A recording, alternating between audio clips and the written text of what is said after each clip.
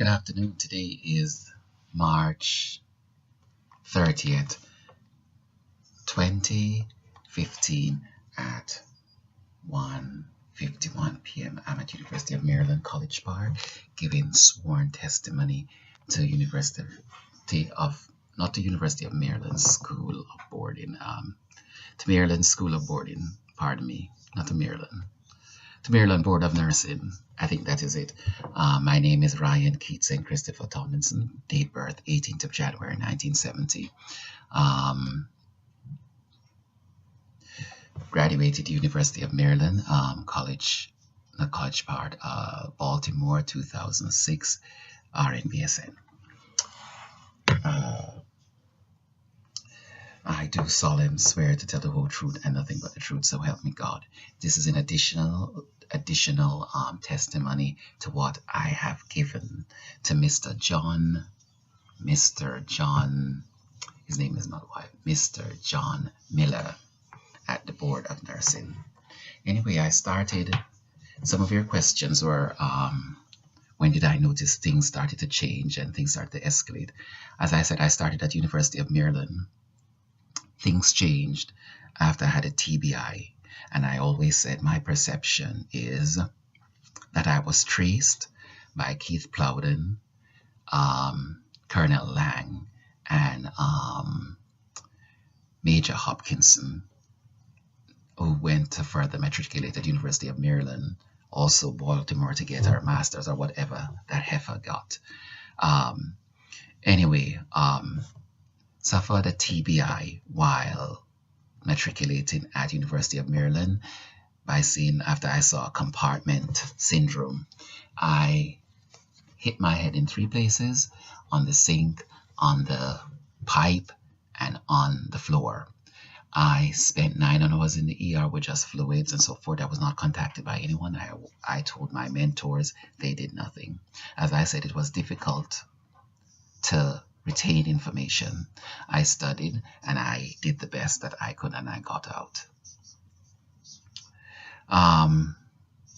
There was one incident, my perception now, why I thought I was a tracer. I remember I did a paper, one of my final paper, while I was at the hospital, checking on my uncle who was in the hospital at the time. I did 2 papers and turned into the professor. One was immaculately done and one was poorly done. So since they were ordinary questions, I asked, what was the difference? I thought the answers were correct. It was properly written and so forth. Granted, it was done while doing something else, multitasking. And she confiscated the paper and said, I told her the paper was not about grade. I needed clear, concise answers and direction as to what the corrections were. She confiscated the case and then gave me an A. And I said, well, that's immaculately funny. So I never pursued it. Anyway, I went to work at NIH. That was fine. I went to the U.S. Army Nurse Corps. And as I told you previously, when I was there, Colonel Galash asked a group of students orienting to the 9 West, orienting the new batch of recruits coming into the hospital, that he wanted all ears and eyes out because there was very bad things happening on 9 West, and he wanted to know what the problems were so that they could fix it. When I started to report the problems, things escalated. Michael Swanhart called me a faggot and would delay care to certain patients. He would hang IV bags all crisscross, knotted, and so forth. There were so many wrong things with him that I was so in the middle of the preceptorship, before the middle of the preceptorship. I was basically asking everybody else for help, and he was off doing whatever he had to do. I was not bowled over, fascinated by him. I think he's a racist, and I think also that he is his aggression escalated. They sometimes would remove IDs, leave ports open, sterile ports open, and so forth. It was a harassing of a nightmare. That's one. Another incident happened Specialist Newton, who worked single-handedly with Major Hopkinson. I don't know if she was a LPN or whatever she was. She was a sergeant and I was an officer. She wasn't assisting me. She wasn't working with me either. I noticed that Specialist Newton was going into patient's room, and whatever she was doing, she was not informing the nurses what she was doing.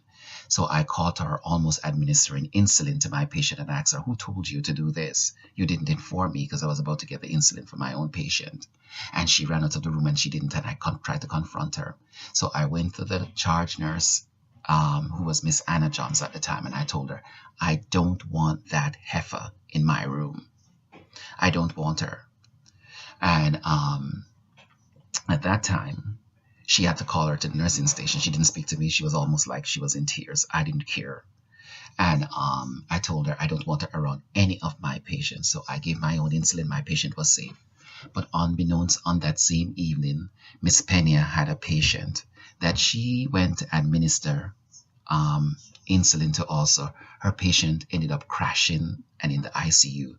And I had to tell her that Newton went around administering insulin to all the patients. I think that was not the only thing she did. She had one that ended up in the ICU, and there was another time when another patient crashed, Miss Pena patient crashed, and the patient ended up, I think, dead because the blood pressure was so low. They administered an overdose of blood pressure medication. There was another incident, and I despise Major Susan Hopkinson, which is now Lieutenant Colonel Susan Hopkinson. I think she's a racist, Masonic, moronic, imbecilic bitch. I call her a bitch, and I think she's racist. I was informed by other people that she was out for me. I don't live in the paranoia or the fear of that. I live by affirmed actions. My perceptions are not exceptions of reality. Rather, they have to be, reality is affirmed if you have a perception. Anyway, before deploying to Iraq, I had to put my OER in her office, and she left her office. So I saw the folder on top. So I accidentally hit the folder, and in it said it was my folder. There was another file fell off, and it was my folder.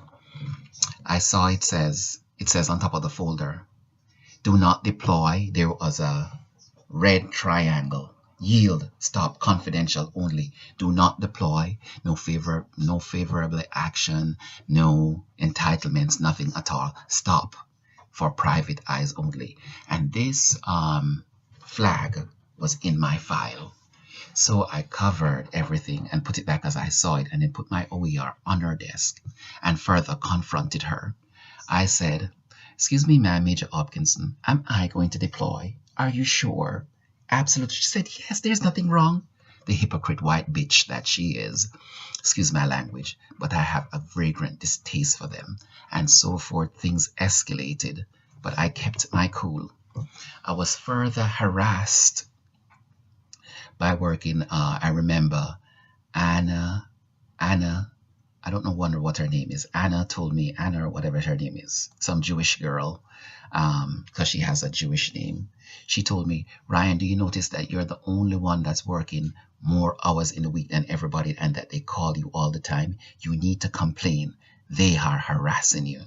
And I said, well, what else am I going to do? I've complained about everything else, and nothing else was done. And so therefore, in that sense, sometimes on my day off, I would work 3 or 4 days a week at 16-hour shifts, right? Or 12-hour shifts.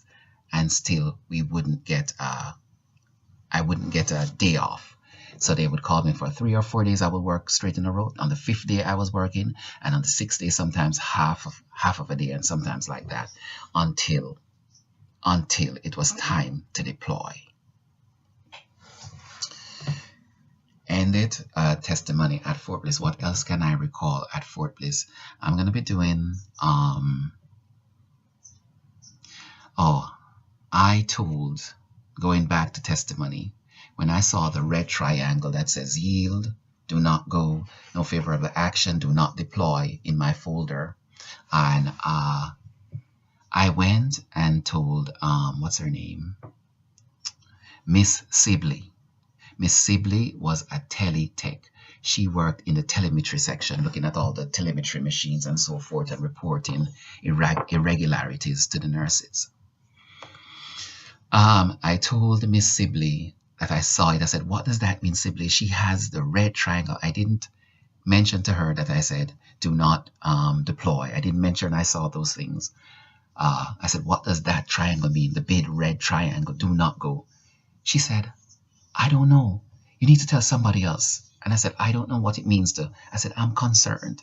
But I did it as a matter of point to let her know that I knew. And whether or not she wanted to share it with anybody, that was her business. But I did it as a point of, if I ever needed to sit in a court of law to say that I did this and to bring that bitch, Lieutenant Colonel Hopkinson, down with all those nasty, irrelevant Army Nurse Corps bitches. I think that they are so disgusting to me now that I told her so that one day I would have a witness, or that I would have a point of reference to what I saw, not because I thought I had to tell her or because I was frightened. Also, there were other incidences also. There were some fake patients, God knows. I came upon an incident one day where they said, Tomlinson, your patient arm is swelling. And I said, why do you mean? The IV was being infiltrated, so the arm was getting bigger and bigger. And I said, this is peculiar. And so I checked and said, okay, fantastic. I had to run another errand. I disconnected the IV.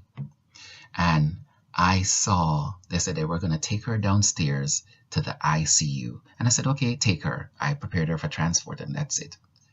But by the time I dipped back from my other patient's room, which was like 3 doors down, they were getting ready. I heard laughter in there, and I saw the sling.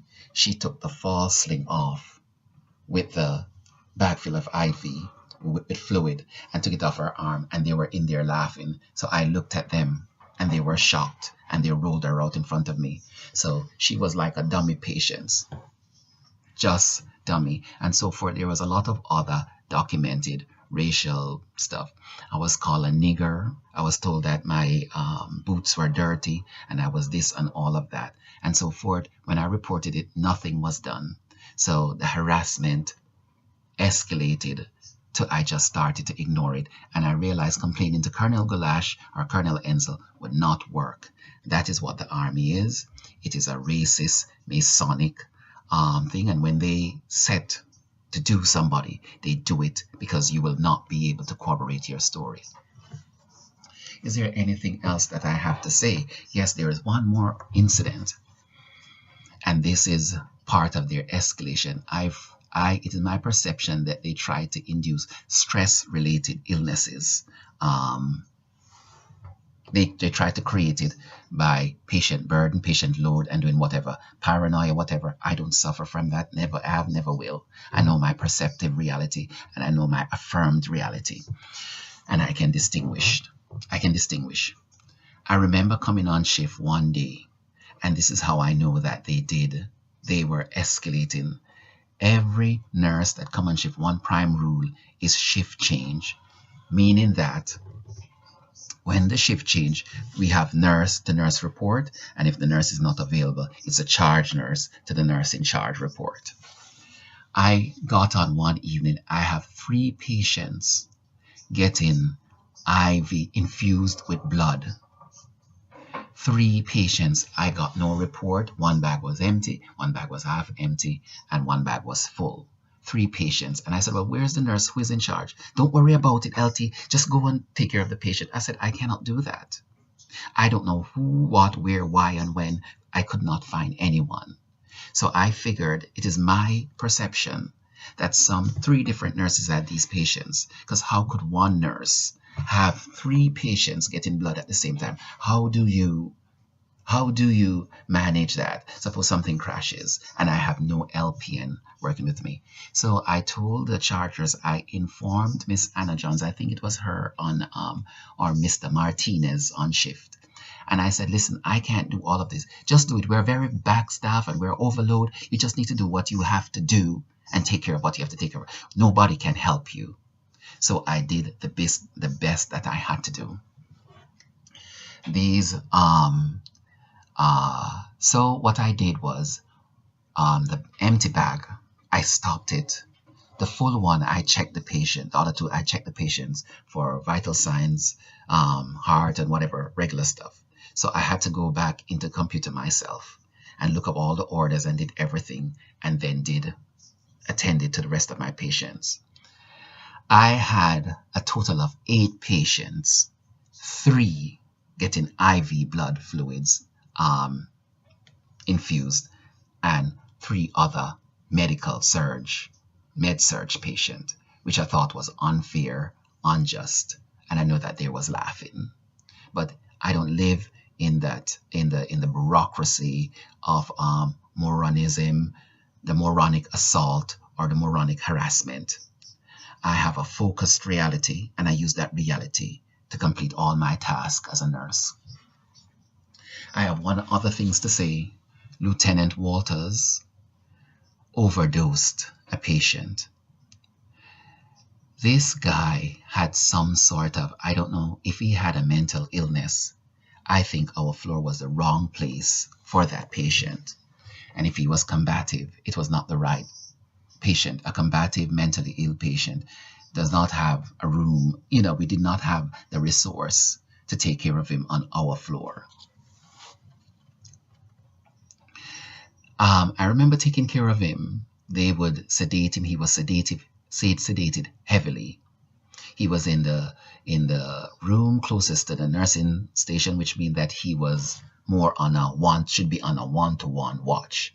But then that room had like 6 beds and sometimes 4 patients. So all of them probably belong sometimes to one nurse. And I remember they were always sedating him. He was always, I don't know what, I wasn't concerned. It wasn't my patient, but it was always a lot of noise.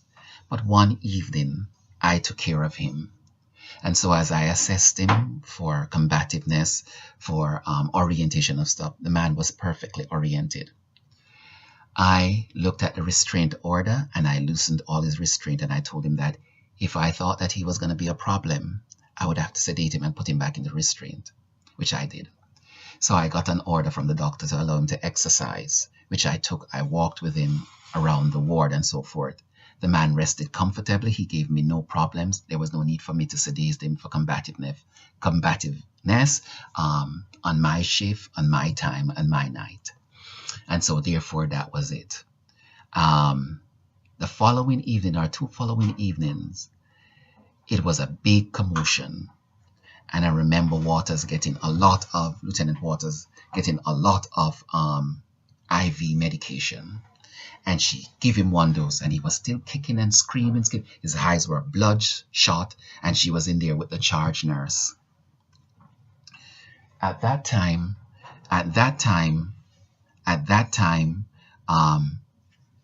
there was enough of them in there. She gave him 1 dose of morphine. Something happened, and he got loose out of his restraint.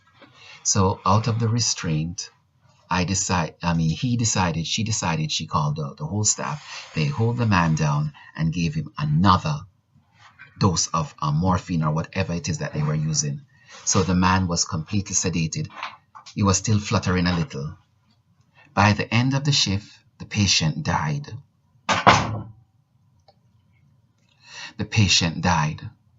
And when the patient died, I was sworn Major Hopkinson called me to the room and said, if the CID or anyone else asks you about this patient, do not say you know nothing. Say you know nothing about it, and that's it. And I said nothing. No one asked me nothing, and nothing was said. But it was when I read the report, the man died of blood. He was bleeding from the brain, something like that. He had hemorrhage, and so they gave him like 3 overdoses. I heard through the grapevine that it was like 3 doses of morphine repetitively or something, whatever they were giving him. Plus he probably had some sort of blood pressure medication. But I remember his eyes were bloodshot red and his skin was so flushed. and he died. People said it's suffocation because when he went into the room, he was just lying there. They thought he was sleeping, and I was sworn not to tell anyone about it. So that's 3 patients. There was a baby that died also. Before this baby died, the white nurses, there was a white nurse with red hair. Some of the white nurses, I was on the floor and another black Lieutenant Thomas. And I remember I caught them making fun of her. So they would, I don't know what they did to her or harass her or whatever, but I remember one evening a baby died. I saw the report on Major Hopkinson's death. The baby died, the autopsy report said the baby died 4 hours. 4 hours before it was discovered. And I remember that evening I saw the white nurse with the long red hair taking care of the baby. And for some reason she ran out and she switched with Lieutenant Thomas, and she told her, I remember I heard her telling her, the baby's okay, he's sleeping now, don't do anything. So Lieutenant Thomas took her books and everything in there, and I think she didn't bother the baby. She told her, I heard her, that the baby was fussy and she just put it to sleep and whatever. So she stood there, and within an hour, when she got up to check, I remember it was midnight, and I saw her get up to check, and the baby was dead. This is Ryan Tomlinson, Ryan Keats and Christopher Tomlinson, at University of Maryland, College Park, giving sworn testimony. My aim is not to work as a nurse. I despise the career. I do not aspire to be anything or to be associated with anything medical. I'm doing this because I was assaulted verbally, physically, and harassed by members of the U.S. Army Nurse Corps and the U.S. Army. This testimony is for John Miller and University of Maryland School of Nursing, so be it, and also Maryland Board of Nursing. Thank you so much. Have a good day.